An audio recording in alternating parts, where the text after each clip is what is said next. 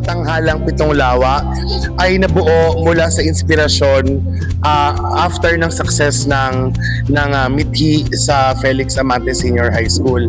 Ang Mithi ay naunang isinaentablado noong April 30 to May 1, 2024. Ang Tanghalang Pitong Lawa ay bago pa lang kumaga baby organization, at ito ay sabi nga namin small steps, palaging small or baby steps, at ang Mithi ang magiging debut production ng Tanglaw.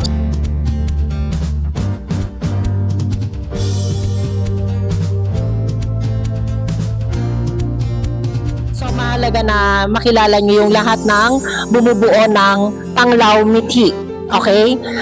Tanglaw yung organization, Mithi yung pamagat ng play. So wag kayo mako-confuse ha.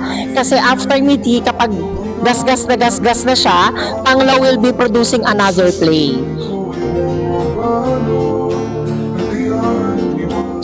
Itong September, October will be very busy sa Mithi.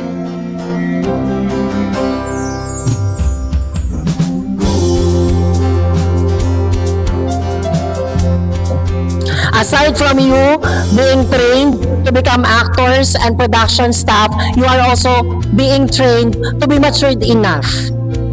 Okay?